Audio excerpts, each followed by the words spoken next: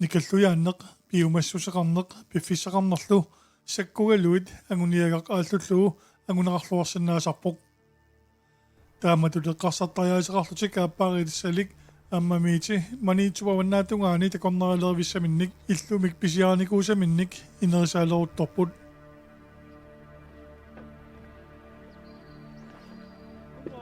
мон салик санаарторфимминит иллерфиулингуаник таанеқартартумит маниитсумут ааллутаатсикиттоқ илуатеққиссаарпарпут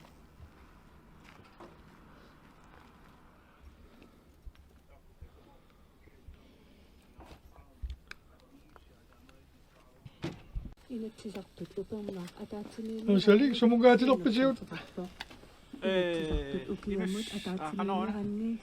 иллерфиалингунут ма иккамиу аликкалаарарлутиу пикуссаарпут я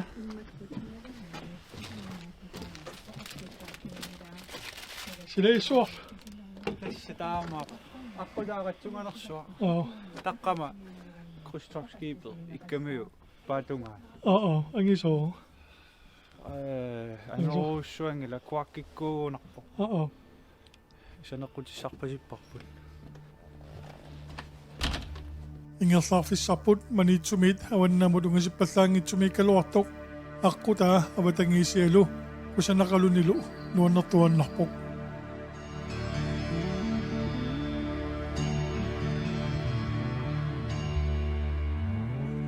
It's a beautiful day. The sun is shining. I feel good. No one's gonna stop me now. Oh yeah.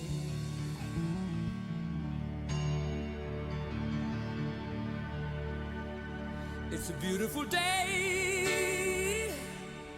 I feel good. I feel right. No one's gonna stop me now, mama.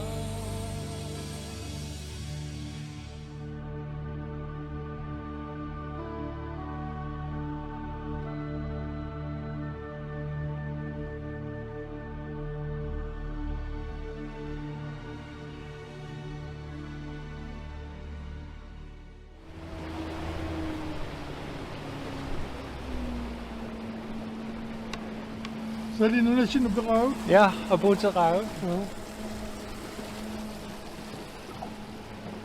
Marko. Tässä sanottu oppasit unaillisaujohtu. таама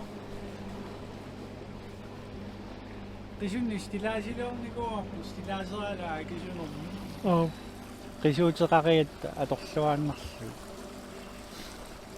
Kalluqarpa соо мисақаттаагиннаак tamani. имаат атсаина аалерлуси qassimiisarneq puisiaama uanerangua Affaret mi tamani amma. ilaannikkut soo kisiaukiormannaarferi maani qanittuaqqami takussaavallaangill Marko. Pakkaja pilarsimoja.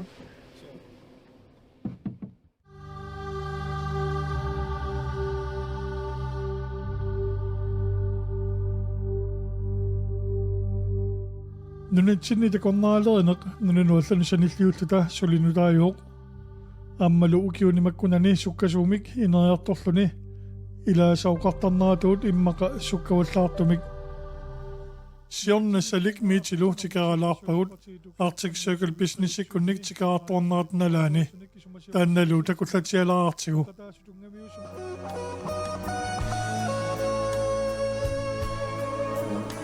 тасса сулиффеқарфеерингуартаарпу атеқар инуссуит лодж таанну пилерсаарутигуарпут хутилераасангуартут уннуисарфиссатут сананиарлу. Jeg tror egentlig, det kom efter en drøm, da vi var i Afrika sammen for noget tid siden og besøgte en farm. Og så tænkte vi, at det var en virkelig god måde at leve på og lave det, man godt kunne lide, møde mange mennesker. Og så kom muligheden for, at vi kunne købe den her hytte Og så tænkte vi bare, at det er en dejlig måde at kunne arbejde og leve på samme tid. Og have sådan en god balance i det. Pilattuilla on makoqissuukki. No, ingila.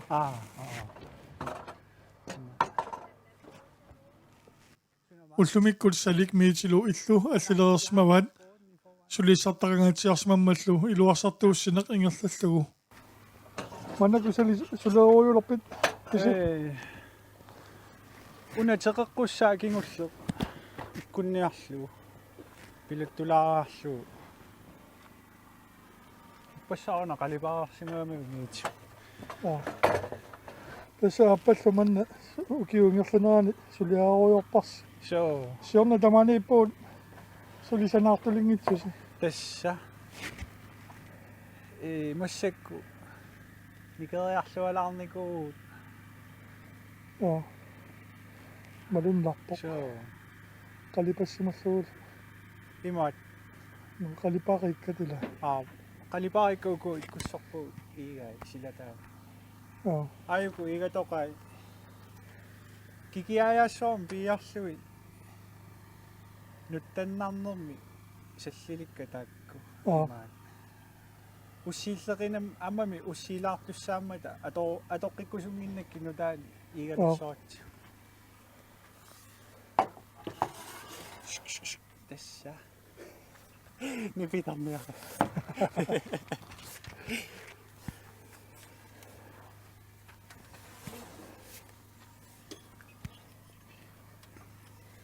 Pilittuingaatiartaas pilittuisarfittaarsimuut. Tässä. Unahtumi. Luokutaisimassa. Sionna pisiaariitsi. Ja. Kultio.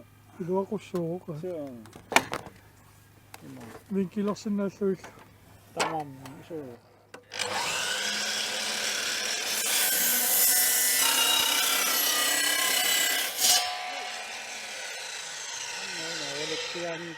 Teqornarialernerma ummatiga allartippo tutuin suttanimi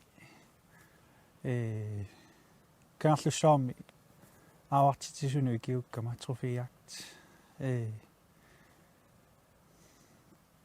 testaamani limaa toristilerinissamu арлаани суун пинерпи игитторарпо нуаннернэрми асимисулиллуни аллаангиннами фреерлуни таа тасса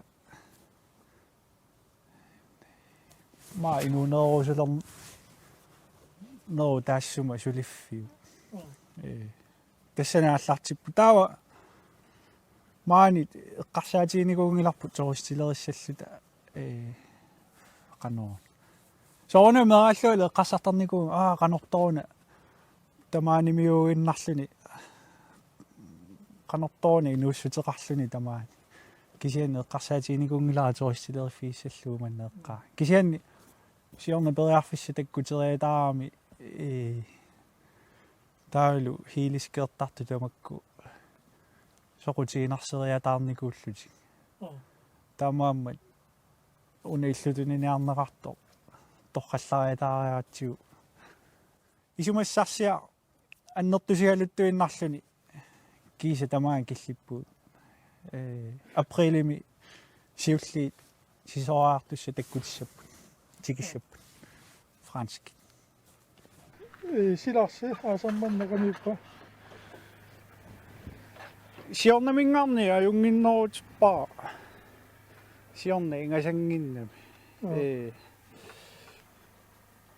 амма манитсуми силарпут аллаанерусақаттаарами маани qanikkaluaqis sila qanoon silainnerusaqattaara tamanitsuputsertumanna seqinnerto qoyanartumi ingerlalertupallannaarneru Ippernammi. massakku juuleqeqqani massakkumut takkussuuteriataarami massakkunuku ingasatsittut anaaqqat Takuulaqqata. so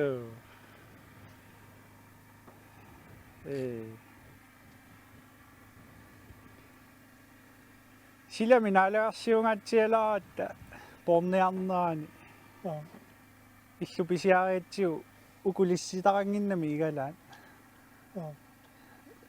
taava soorunami ukiuarfinerpingasu attorneqaani uningaannarsimarpasikkami ikeraqaaserami oqorsaati taarsigassaalluti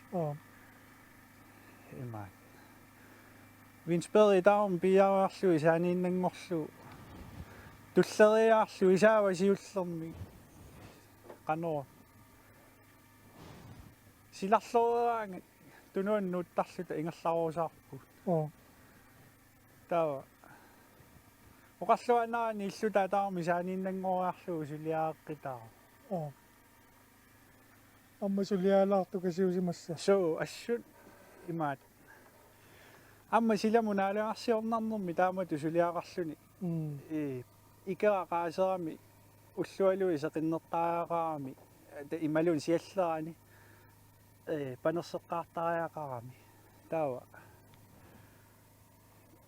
ига пиариарлу оқорсаати пиариарлу панертериарлу оқорсаата таарсерсуаарлу инсперилерсуаарлу саллилиалерсуаарлу матоққиллу има сулиалаарникоора кися иммину акиликутсоормаарпу оқорнерулерлунила Тассами. Amma illuaranginnam. Qananga qassikuatraatmiiterialiartusiuna. ангиссуса писиариатсуу ангиссусивиссаарнеру сасситсугут оqaатигин ингуатсиарпа наминерлуа сулилуунни илуами хуттортангилаа тоққавиа таамаатсиингуатсиарпо акуэрисаасимаами тассумунга ангиссутсимут таава писиариатсуу уутсинну акуэрисаатнера нуугиннаа таава коммунимуллуунни qinnuteqaqqaraata ангиссусиссавиа qinnutigинеqaarersimammat алли илаварпут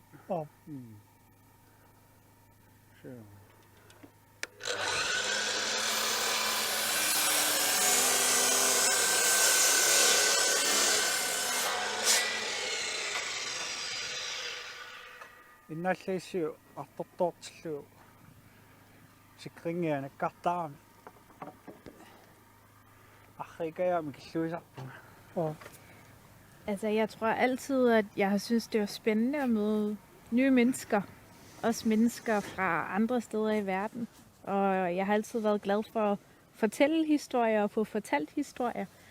Men sådan, interessen sådan blev helt virkelig, da vi var i Afrika tilbage i ila 22. Ja, var vi på en jagtferie i Afrika. Og der talte vi om, hvor fedt det kunne være at have sådan et liv, hvor man både kunne lave det, man synes, der var spændende udenfor, og samtidig møde nye mennesker. Og det var sådan en livsstil, vi synes, der var ret spændende. Så jeg tror, det var der sådan for alvor, vi blev enige om, det var noget, vi gerne ville gøre noget ved. Ja, når vi får muligheden til det, eller? Ja, og vi vidste ikke, hvordan sådan det skulle være, men vi havde bare en idé om, at det var en vej, vi godt ville gå. Ja.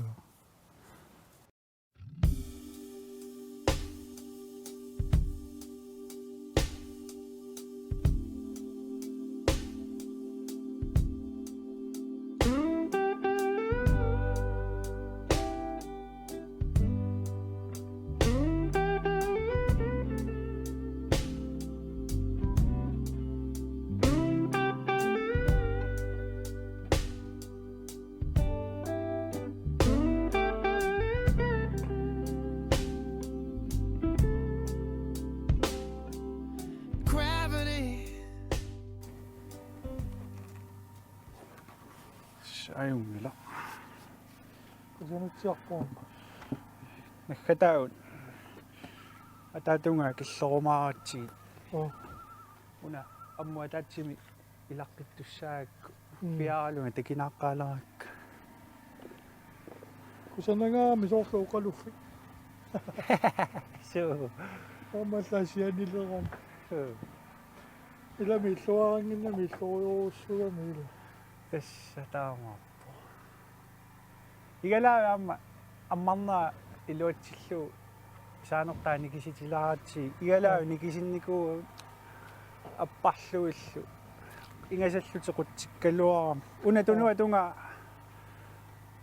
quttissusaa taamaatinnarpu kisianisaava isikkiuata tungaa igalaa opparpuut issiaangattalunni ataaqqut umiatsiaaqa takusinnaanikuungikkaluaati una illua tungaa sinittarfinnaasussaaami soqutaavallangimmi Umeilluatuani tuappartitorpas. so taulu igalaa sinittarfi aggornissaa allaavialuut igalaa nikisitilaarlu So. tautesnaatersuutigiorpu siunissami ukio kaaillapajaarluu sinnaassaa atortarnissaa upernaakkut sisoariat aasakkut qamani konsessionitarnikuuitta fiskistangertitiffissaq narsaaqqami aasakkut fiskistangeriat taava innasiortartullu массаккут мисилераасоқарпоқ маанеэққатсинни иннасиортарту аама аппаагумут утеққинниалерер нерипу аама тааккусиунассами группини нассарлутик утикаттуалиссасут финмилиорпут маннеэққаа рекламерерниарлугу Pas på. Ja. Alligevel galt. Metto, er det en travl sommer, I har haft så Ja, indtil videre? ja, det har været et år nu. Vi har også i vinters lavet en masse ansøgninger og Ja. fået en masse tilbud på byggematerialer og alt sådan noget. Ja. Så ja, men der er Jamen. sket meget. Så I kan se nogenlunde målet nu fra nu af, eller nu. Vi er i hvert fald kommet langt, sådan tror Ja, jeg. det kan man sige, ja. Ja, men der er lidt vej endnu, og Ja. vejret er bare så vigtigt for, hvor meget vi kan lave, så Ja. vi krydser fingre for, at det bliver godt vejr resten af året, så Ja. vi kan komme helt i Ja. mål. Ja, men Det er også en kold sommer i forhold til det forrige år. Så. det har været rigtig koldt. Ja. Jeg har stået herude med frosne fingre om natten for at kunne nå at lave det sidste, inden de næste materialer kommer. Ja. Ja, men ja, vi er bare heldige, at vi har fået lov at arbejde i de her omgivelser. Det Ja. er, Men det er også dejlige omgivelser, I har. Det er helt utroligt. det er det. Altså, selvom det ligner rod alt det her, så prøver vi jo at bruge alle de materialer, vi har, og passe på dem. Ja. Så nu gemmer vi dem her. Vi skal have lavet en medarbejderhytte heroppe Okay. næste Ja. år. Ja. Så vi håber, vi kan bruge nogle af de her brædder til enten til vandtanken eller til den hytte deroppe. Dejligt. Så nu bliver det lige lagt og passet på. Ja. Ja.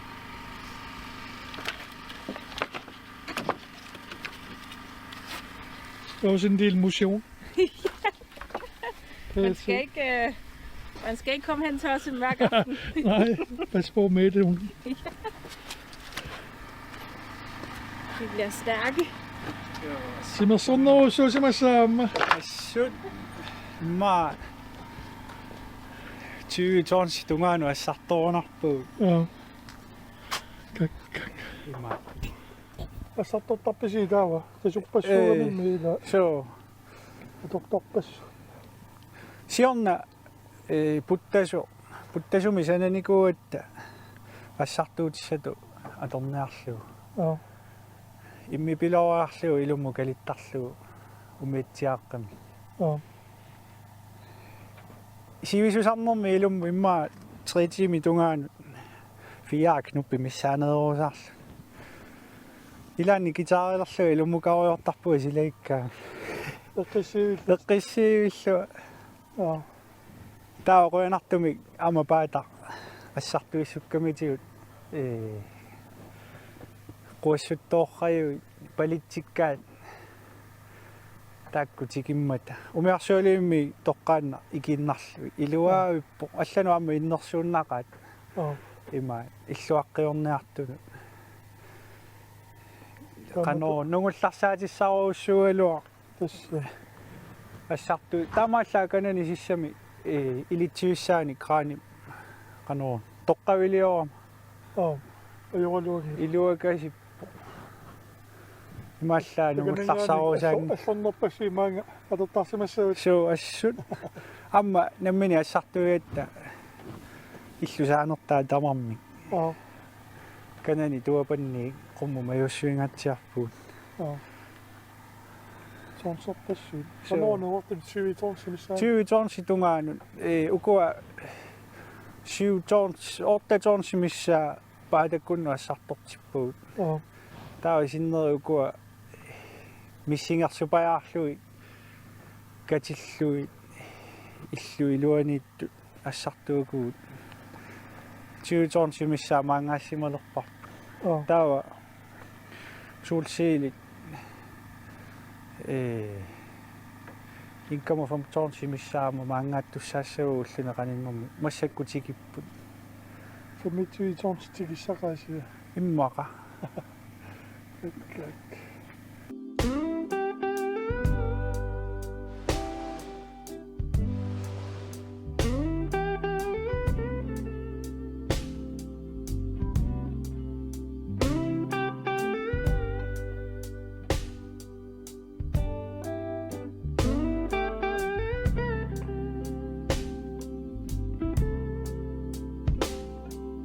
Gravity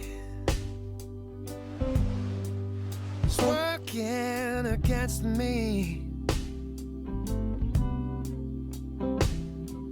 and gravity wants to bring me down. Oh, I'll never know what makes this man with all the love that his heart can stand. Dream of ways to throw it all away. Vi vil rigtig gerne kunne bruge hytten hele året rundt, og det er også det, den er blevet bygget klar til.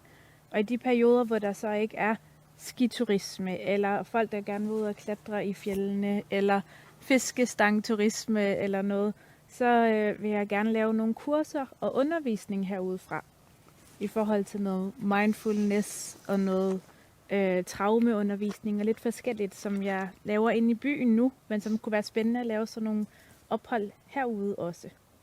Ja. Så det er lidt også tanken, at hytten også skal bruges til sådan noget. Det er også måske et bedre sted end i byen, eller? Det synes jeg helt klart. Og så bliver det nogle muligheder, hvor man kan spise sammen, og man kan få nogle fælles oplevelser og komme lidt væk fra det, der kan være stressen inde i byen. Så jeg tror, andre mennesker også synes, det kunne være fedt.